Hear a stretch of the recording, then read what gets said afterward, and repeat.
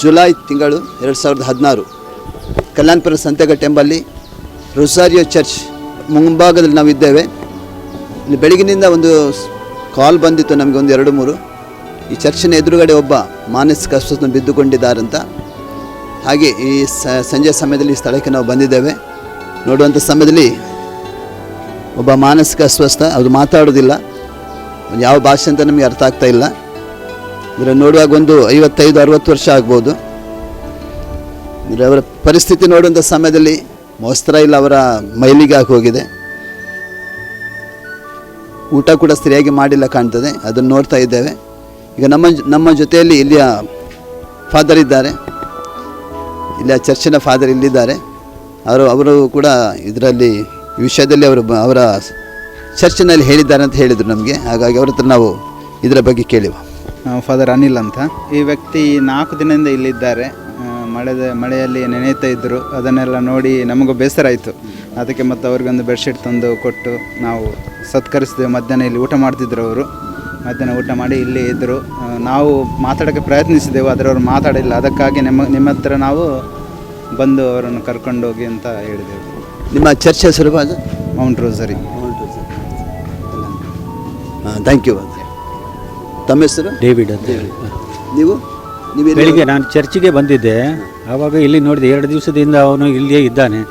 ಕಡೆಗೆ ನೋಡಿ ನನಗೆ ಸ್ವಲ್ಪ ಸಂಕಟ ಆಯಿತು. ಅಂದರೆ ಅವನಿಗೆ ಏನಾದರೂ ಇದಾಗಿದೆ, ತಲೆ ಸುತ್ತಿಗಿತ್ತಿಯಲ್ಲಿ ಬಿದ್ದಿದ್ದಾನೋ ಅಂತ ಹೇಳಿ. ಅದಕ್ಕಾಗಿಯೇ ನಾನು ಕಡೆಗೆ ಅಲ್ಲಿಯ ರಿಕ್ಷಾದವರಿಗೆ ಹೇಳಿದೆ. ಸ್ವಲ್ಪ ರಿಕ್ಷಾದವ್ರು ಹೇಳಿದರು, ಇಲ್ಲಿ ರೆಬೆಲ್ ಅಂತ ಇದ್ದಾರೆ, ಅವ್ರ ಹತ್ರ ನಿಮ್ಮ ಫೋನ್ ನಂಬರ್ ಉಂಟಂತ ಹೇಳಿದರು. ನಾನು ಕಡೆಗೆ ಅಲ್ಲಿ ಹೋಗಿ ಫೋನ್ ನಂಬರ್ ಮಾಡಿ ನಿಮಗೆ ಫೋನ್ ಮಾಡಿದ್ದು. ಕಡೆಗೆ ಇಲ್ಲಿ ಬಂದು ನೋಡುವಾಗ ಅವನು ಸ್ವಲ್ಪ ಹುಷಾರಾಗಿದ್ದಾನೆ. ಕಡೆಗೆ ನಾನು ಫಾದರಿಗೆಲ್ಲ ಹೇಳಿ ನಿಮಗೆ ಫೋನ್ ಮಾಡಿ ಎಲ್ಲ ಹೇಳಿದ್ದು. ಖಂಡಿತ ನೀವು ಫೋನ್ ಮಾಡಿದಿರಿ. ಆದರೆ ಇದಕ್ಕಿಂತ ಮುಂಚೆ ಕೂಡ ನಾವು ಸಂತೆಕಟ್ಟೆಯಲ್ಲಿ ಅನೇಕ ಇಲ್ಲಿಂದ ರಸ್ತೆಯಲ್ಲಿರುವಂಥ ಅನಾಥರನ್ನು ಕೊಂಡೋಗಿದ್ದೇವೆ. ಅನೇಕರನ್ನು ಅವರು ಒಳ್ಳೆ ಟ್ರೀಟ್ಮೆಂಟ್ ಎಲ್ಲ ಮಾಡಿ ಸರಿಯಾದ ನಂತರ ಕಳಿಸಿದ್ದೇವೆ.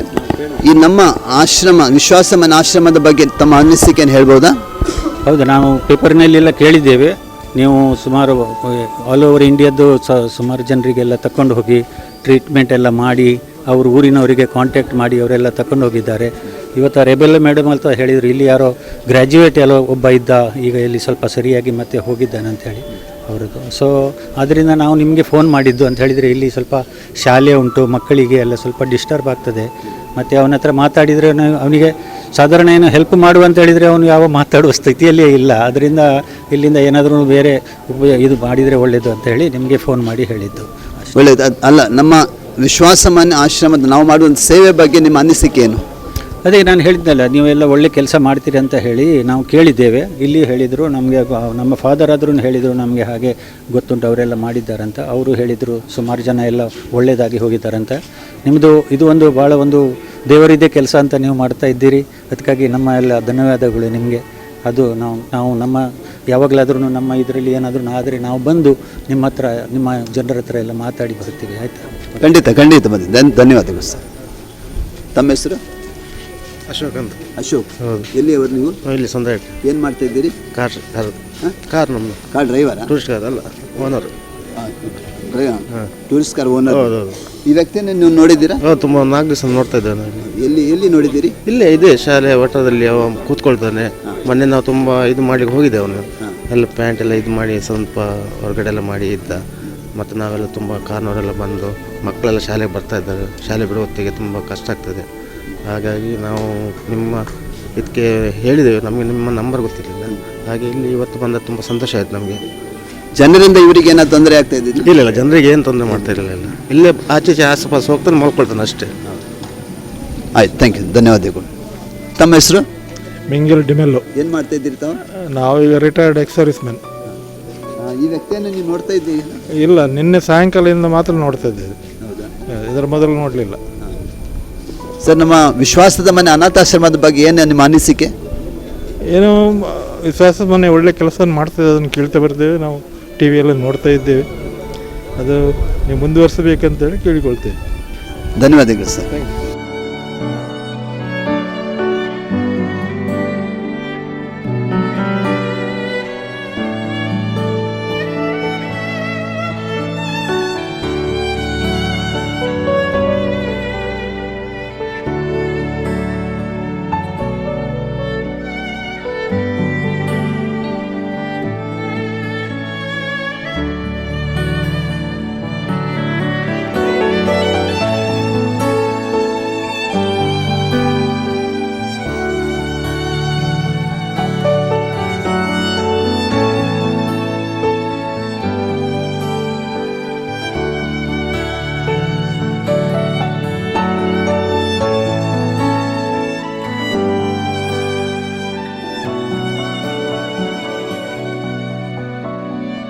ಸರ್ ತಮ್ಮ ಹೆಸರು? ನನ್ನ ಹೆಸರು ವಿಜಯ್ ಸಿಕ್ವರಹಳ್ಳಿ. ನಾನು ಈ ಮೌಂಟ್ ರೋಸರಿ ಚರ್ಚ್ ಒಂದು ಸದಸ್ಯನಾಗಿದ್ದೇನೆ.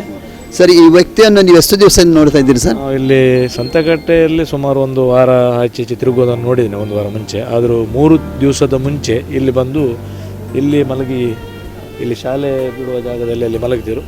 ಮಕ್ಕಳನ್ನು ಹೋಗುವಾಗೆಲ್ಲ ಅಡ್ಡ ಆಗ್ತಿತ್ತು, ಆದರೂ ಉಪದ್ರ ಮಾಡ್ತಿರಲಿಲ್ಲ. ಹಾಗೆ ಅವನಿಗೆ ತಾಕತ್ತಿರಲಿಲ್ಲ, ಹಾಗೆ ಅಲ್ಲೇ ಬಿದ್ದಿದ್ದರು. ಮತ್ತು ಈಚೆ ಚರ್ಚಿನ ವಠಾರದಲ್ಲಿ ಇರ್ತಿದ್ರು.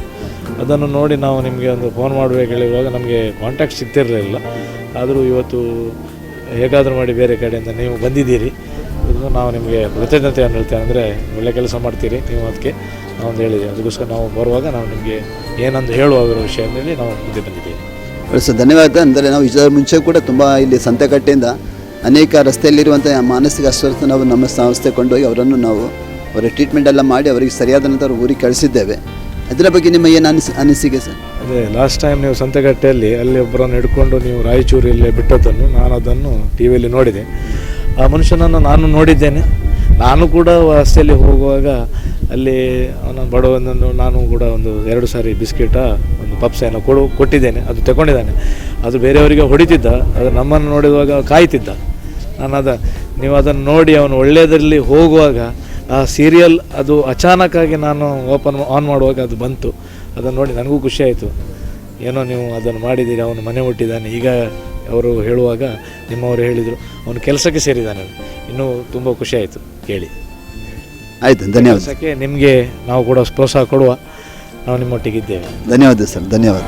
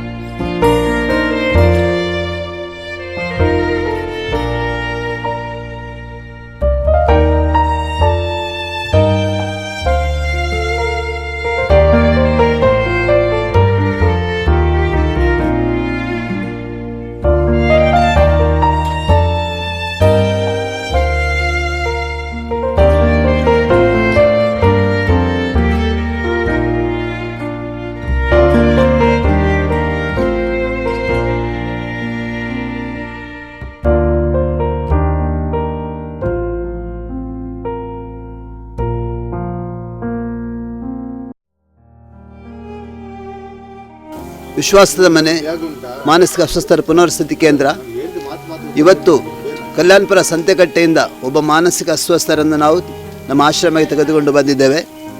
ಇವರು ನೋಡುವಾಗ ಮಾನಸಿಕ ಅಸ್ವರಾಗಿ ಕಾಣ್ತಾರೆ ಹಾಗೂ ಜ್ವರದಿಂದ ಬಾಳ್ತಾ ಇದ್ದಾರೆ, ತುಂಬ ಜ್ವರ ಅವರಿಗಿದೆ. ಇವತ್ತು ನಾವು ಇಲ್ಲಿ ಕರೆದುಕೊಂಡು ಬಂದು ಈಗ ಅವರಿಗೆ ಸ್ನಾನ ಮಾಡಿಸಿ ಅವರ ಕೂದಲು ಕತ್ತರಿಸಿ ಸ್ನಾನ ಮಾಡಿ ಅವರಿಗೆ ಹೊಸ ಬಟ್ಟೆಯನ್ನು ಕೊಟ್ಟು ವೈದ್ಯರಲ್ಲಿಗೆ ನಾವೀಗ ಅವರ ಟ್ರೀಟ್ಮೆಂಟ್ಗಾಗಿ ನಾವು ಕರೆದುಕೊಂಡು ಹೋಗ್ತಾ ಇದ್ದೇವೆ. ಇವರ ಹೆಸರು ಏನಂತ ನಮಗೆ ಗೊತ್ತಿಲ್ಲ, ಅವರು ಮಾತಾಡೋದು ಕೂಡ ಇಲ್ಲ. ಅವರ ಮಾತಾಡ್ತಾರೆ, ಅವು ಯಾವ ಭಾಷೆ ಅಂತ ಅರ್ಥ ಆಗ್ತಾ ಇಲ್ಲ ನಮಗೆ. ಅಂದರೆ ಇದ್ದು ನಾವು ಇಲ್ಲಿ ಕರೆದುಕೊಂಡು ಬಂದಿದ್ದೇವೆ. ಮುಂದಿನ ಅವರ ಸ್ವಚ್ಛತೆ ಹಾಗೂ ವೈದ್ಯಕೀಯ ವ್ಯವಸ್ಥೆಯನ್ನು ನಾವು ನಮ್ಮ ವಿಶ್ವಾಸದ ಮನೆ ಅನಾಥಾಶ್ರಮದಿಂದ ನಾವು ಮಾಡ್ತಾ ಇದ್ದೇವೆ. ಧನ್ಯವಾದ.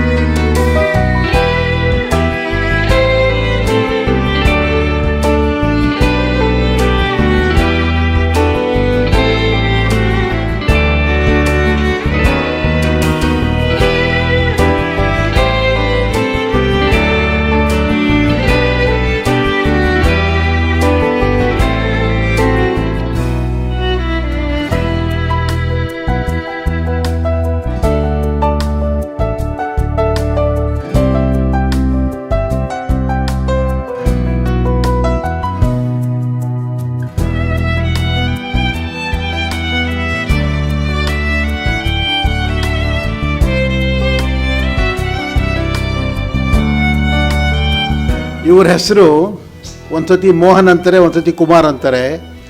ಇವರು ಸಂತೆಕಟ್ಟೆ ಹತ್ರ ರೊಸಾರಿಯೋ ಚರ್ಚ್ ಹತ್ರ ಓಡಾಡಿಕೊಂಡು ತಿರುಗ್ತಾಯಿದ್ರು, ಗಡ್ಡ ಎಲ್ಲ ಬಿಟ್ಕೊಂಡು. ಕೈಯಲ್ಲಿ ಉಗುರು ಸಿಕ್ಕಾಪಟ್ಟೆ ಬೆಳೆದಿತ್ತು, ಭಾಳ ವಾಸನೆಯಿಂದ ನರಳ್ತಾಯಿದ್ರು. ಅವ್ರಿಗೆ ಜ್ವರ ಬೇರೆ ಬರ್ತಿತ್ತು. ಅಲ್ಲಿಂದ ಇಲ್ಲಿಗೆ ಕರ್ಕೊಂಬಂದು ಅವ್ರಿಗೆಲ್ಲ ಕ್ಲೀನ್ ಮಾಡಿ ಮಲೇರಿಯಾಗೆ ಔಷಧಿ ಕೊಟ್ಟು ಇವಾಗ ಜ್ವರ ಕಡಿಮೆ ಆಗಿದೆ. ಎಲ್ಲ ಇವಾಗ ಔಷಧಿ ಬೇರೆ ಔಷಧಿ ಎಲ್ಲ ಕೊಟ್ಟು ಅವ್ರ ರಕ್ತನೂ ಕಡಿಮೆ ಇತ್ತು. ಅದಕ್ಕೆ ಅವ್ರಿಗೆ ಪುಷ್ಟಿದಾಯಕ ಆಹಾರ ಕೊಟ್ಟಿದ್ದೀವಿ. ಆಮೇಲೆ ಐರನ್ ಟ್ಯಾಬ್ಲೆಟ್ಟು, ಆಮೇಲೆ ವೈಟಮಿನ್ ಬಿ ಕಾಂಪ್ಲೆಕ್ಸ್ ಎಲ್ಲ ಕೊಡ್ತಾಯಿದ್ದೀವಿ. ಅವ್ರನ್ನ ಕ್ಲೀನಾಗಿ ದಿನ ಔಷಧಿ ಕೊಟ್ಟು ನೋಡ್ಕೊತಾ ಇದ್ದೀವಿ. ಇವಾಗ ಇಷ್ಟು ಕ್ಲೀನಾಗಿದ್ದಾರೆ. ಮುಂಚೆಗೆ ಭಾಳ ಹತ್ತಿರ ಹೋಗೋಕ್ಕಾಗ್ತಿರ್ಲಿಲ್ಲ ಇವ್ರ ಹತ್ರ. ಉಗುರು, ಗಡ್ಡ, ಕೂದಲು ಎಲ್ಲ ಮೆತ್ಕೊಂಡ್ಬಿಟ್ಟಿತ್ತು. ಇವಾಗ ಅವರು ಸ್ವಲ್ಪ ಸ್ವಲ್ಪ ಮಾತಾಡ್ತಾ ಇದ್ದಾರೆ. ಮುಂಚೆ ಏನು ಮಾತಾಡ್ತಲೇ ಇರಲಿಲ್ಲ. ಇವಾಗ ಅವರ ಹೆಸರು ಹೇಳ್ತಾ ಇದ್ದಾರೆ. ಅವರೂರು ಕೊಡಲೂರು ಅಂತ ಒಂದು ಸತಿ ಹೇಳ್ತಾರೆ, ಇನ್ನೊಂದು ಆಂಧ್ರ ಪ್ರದೇಶ್ ಅಂತ ಹೇಳ್ತಾರೆ. ಸ್ವಲ್ಪ ಇನ್ನೂ ಔಷಧಿ ಕೊಡ್ತಾ ಇದ್ದೀವಿ. ನಮ್ಮಲ್ಲಿ ಸೈಕಿಯಾಟ್ರಿಸ್ಟ್ ಬಂದು ಎಲ್ಲ ನೋಡಿದ್ದಾರೆ, ಅವರಿಗೆ ಔಷಧಿಯನ್ನು ಕೊಟ್ಟಿದ್ದಾರೆ. ಇವಾಗ ಅವ್ರಿಗೆ ಸ್ವಲ್ಪ ಜ್ಞಾಪಕ ಶಕ್ತಿ ಬರ್ತಾ ಇದೆ.